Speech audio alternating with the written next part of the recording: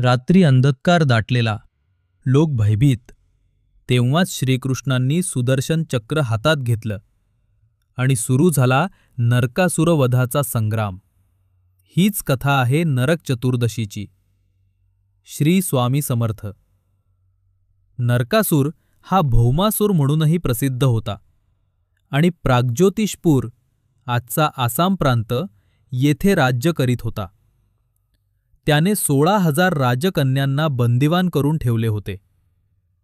तसेच अनेक देवांचे रत्न, अदिती देवीचे कुंडल आणि वरुणाचे छत्र देखील हिसकावले होते.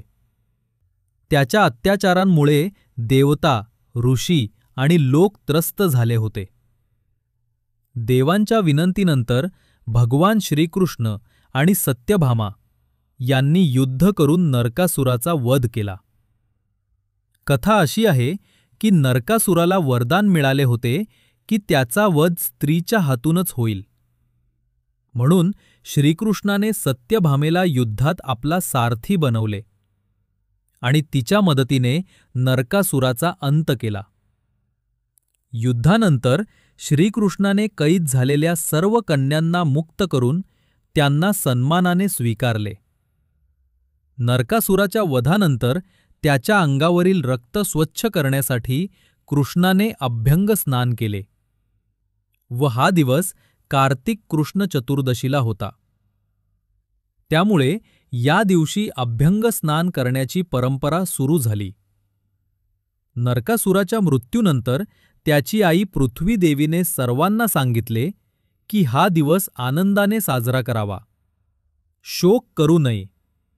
म्हणून हा सण आनंद, दिव्यत्व आणि शुद्धीचे प्रतीक मानला जातो. मित्रांनो, अशी ही पवित्र नरक चतुर्थी, जिच्या पूजनाने आपल्या आयुष्यातून अंधकार दूर होतो आणि प्रकाश, आनंद व समृद्धीचा प्रवेश होतो. स्नान हे फक्त शारीरिक नव्हे तर आत्मिक शुद्धतेचं प्रतीक आहे.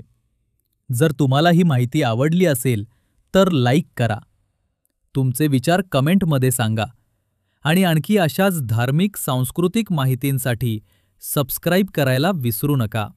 श्री स्वामी समर्थ.